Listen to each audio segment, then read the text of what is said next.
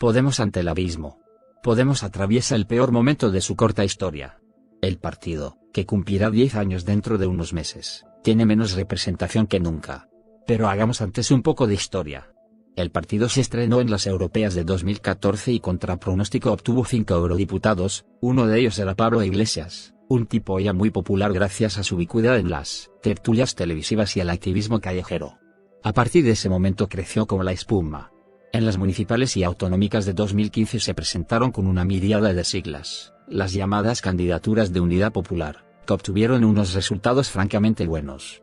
Estas candidaturas, a las que dieron en llamar confluencias, tenían nombres fácilmente identificables para el electorado: Ahora Madrid, Barcelona en Común, Zaragoza en Común, Málaga Ahora, Ganemos Alicante, Si se puede Valladolid, Marea Atlántica de La Coruña y un largo etcétera, por lo que se hicieron con una presencia muy sólida en los ayuntamientos. En algunos casos como Madrid, Barcelona o Zaragoza, consiguieron incluso la alcaldía. Para Pablo Iglesias esas municipales eran el trampolín de las generales, que se celebraron a finales de año. Ahí vino el primer disgusto: Podemos no consiguió adelantar al PSOE. Quedaron terceros con 69 escaños, pero se quedó cerca, a solo 2 puntos porcentuales.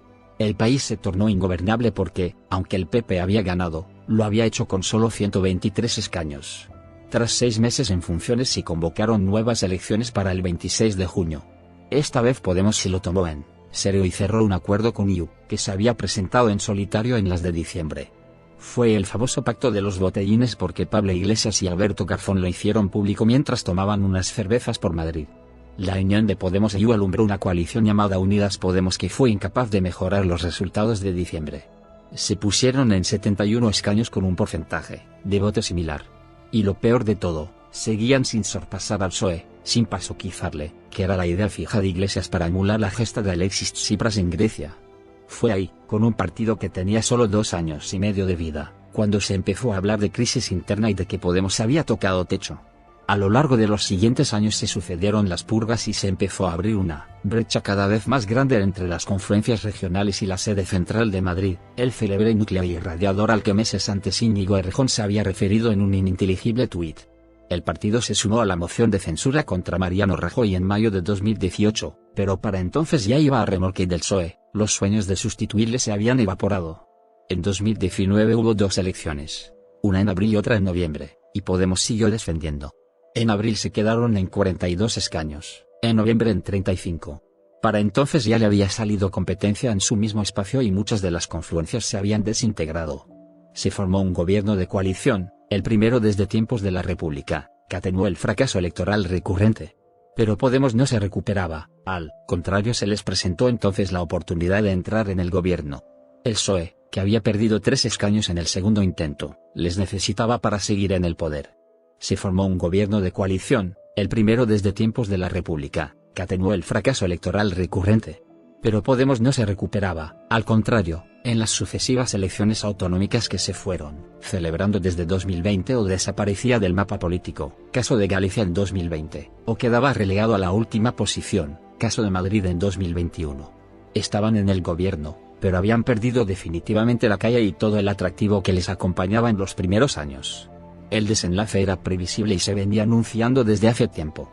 Pablo Iglesias se había retirado de la primera línea y sus ministros eran extremadamente impopulares. Pero ese espacio político, que había superado el 20% de los votos solo unos años antes, seguía estando ahí en espera de que alguien lo pastorease.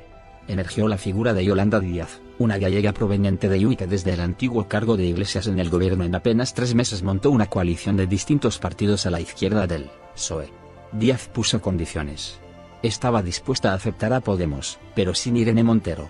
En Podemos hubieron de transigir con ello porque los resultados de las elecciones municipales del 28M fueron desastrosos. Se convirtieron así en uno más dentro de una coalición de 20 partidos políticos, cada uno con su propia militancia y sus propios objetivos. Al no haber dinero no se puede contratar personal y esto, aparte de disminuir la capacidad de hacerse oír, destruye la clientela que es, en definitiva, la que mantiene a los partidos funcionando con solo 5 escaños en el Parlamento, el poder autonómico municipal reducido a la mínima expresión y la posibilidad de salir del gobierno. La estructura del partido es insostenible. Podemos emplea a decenas de personas en sus sedes que en sí mismas cuesta dinero mantener. Los partidos políticos se financian a través de las subvenciones que reciben por cada cargo electo y mediante lo que esos mismos cargos electos y de confianza pagan mensualmente. Una parte les llega por las cuotas de los afiliados, pero estos no suelen estar al corriente del pago y cuando el partido va a menos en las elecciones son los primeros en marcharse. Crecer es sencillo, hay más dinero y se puede contratar a más gente. El problema viene cuando el partido pierde representación, tiene que encogerse y entra en un círculo vicioso. Al no haber dinero no se puede contratar personal y esto, aparte de disminuir la capacidad de hacerse oír, destruye la clientela que es, en definitiva, la que mantiene a los partidos funcionando. El ajuste de gastos es, por lo tanto, inevitable. La fundación no capta afiliados y ningún banco se atrevería a prestarles dinero. La vía bancaria ni la contemplan, así que podrían lanzar una campaña de donaciones, los llamados microcréditos, pero nadie quiere tirar su dinero, más aun cuando Sumar ha recurrido a esas mismas donaciones durante la campaña.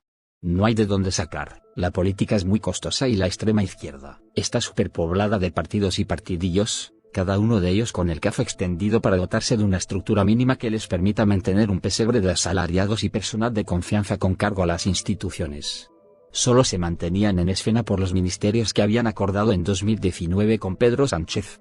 Y ni aún así ha sido capaz Belarra de mantener unido el grupo parlamentario, pero, que no haya manera de sortear el ERE tras una catástrofe como la de estos 2 últimos meses, no significa que algo semejante debiera venir acompañado de algunas dimisiones en la cúpula.